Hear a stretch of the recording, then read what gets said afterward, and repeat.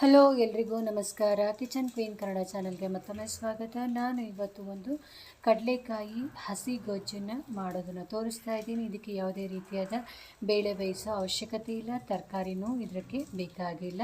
So ಇನ್ಸ್ಟೆಂಟಾಗಿ fresh ಆಗಿ ಒಂದೊತ್ತಿನ ಊಟಕ್ಕೆ ಇದನ್ನು ಯಾವ ರೀತಿ ಮಾಡ್ಕೋಬೋದು ಅಂತ ನಾನು ತೋರಿಸ್ತಾ ಇದ್ದೀನಿ. ಮೊದಲಿಗೆ ಇದು ಕಡಲೆಕಾಯಿ ಬೀಜ ತೊಗೋಬೇಕು. ಕಡಲೆಕಾಯಿ ಬೀಜನ ನಾವು ಹುರ್ಕೋಬೇಕು ಚೆನ್ನಾಗಿ, ಅದನ್ನು ಹೊಂಬಣ್ಣಕ್ಕೆ ಬರೋ ಥರ ಹುರ್ಕೋಬೇಕು.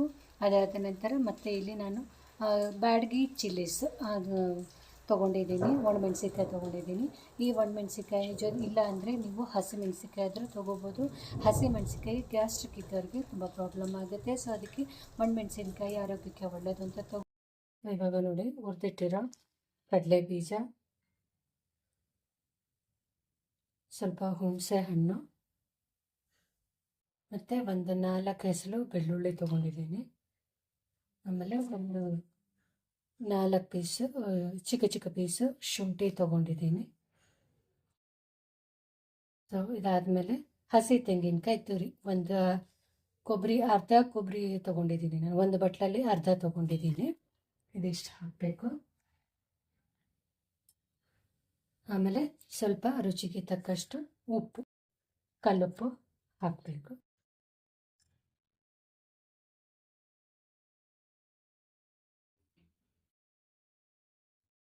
ಇದಕ್ಕೆ ಸ್ವಲ್ಪ ಹುರಿಗಡ್ಲೆಯನ್ನು ಹಾಕ್ತಾ ಇದ್ದೀನಿ.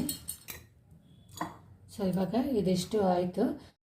ಮತ್ತು ಖಾರಕ್ಕೆ ಎಷ್ಟು ಬೇಕೋ ಅಷ್ಟು ನಾನು ಒಣಮೆಣ್ಸಿನ್ಕಾಯಿ ತೊಗೊಂಡಿದ್ದೀನಿ, ಇಲ್ಲಿ ಬ್ಯಾಡಗಿ ಮೆಣಸಿನ್ಕಾಯಿ ತೊಗೊಂಡಿದ್ದೀನಿ. ಸೊ ಇದನ್ನೆಲ್ಲ ನಾವು ಮಿಕ್ಸಿ ಮಾಡ್ಕೊಳ್ಳೋಣ.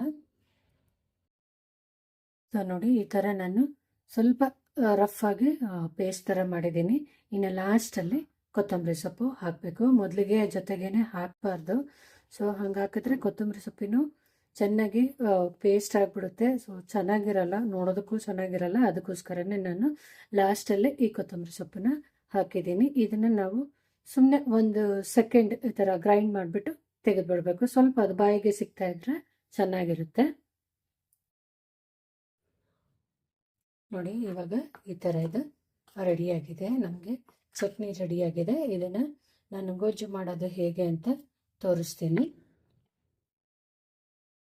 ರೆಡಿಯಾಗಿದೆ. ಇದನ್ನು ನಾವು ಒಂದು ಪಾತ್ರೆಗೆ ಆ ಚಟ್ನಿ ಹಾಕ್ಕೊಂಡ್ಬಿಟ್ಟು ಅದಕ್ಕೆ ನೀರು ಎಷ್ಟು ಬೇಕೋ ಅಷ್ಟು ನೀರನ್ನು ಹಾಕ್ಕೊಂಡು ಗೊಜ್ಜು ಥರ ಈ ರೀತಿ ಕನ್ಸಿಸ್ಟೆನ್ಸಿ ಮಾಡ್ಕೋಬೇಕು. ಇದಕ್ಕೆ ಹಸಿ ಈರುಳ್ಳಿ ಚಿಕ್ಕ ಚಿಕ್ಕದಾಗಿ ಕಟ್ ಮಾಡಿರೋಂಥ ಒಂದು ಈರುಳ್ಳಿನ ಮತ್ತು ಕೊತ್ತಂಬರಿ ಸೊಪ್ಪು ಬೇಕಾದರೆ ಮತ್ತೆ ಆ್ಯಡ್ ಮಾಡ್ಕೋಬೋದು. ಎರಡನ್ನೂ ಹಾಕಿ ಚೆನ್ನಾಗಿ ಮಿಕ್ಸ್ ಮಾಡಿ ಮತ್ತು ಇದಕ್ಕೆ ಒಂದು ಒಗ್ಗರಣೆ ಕೊಡಬೇಕು ಲಾಸ್ಟಲ್ಲಿ.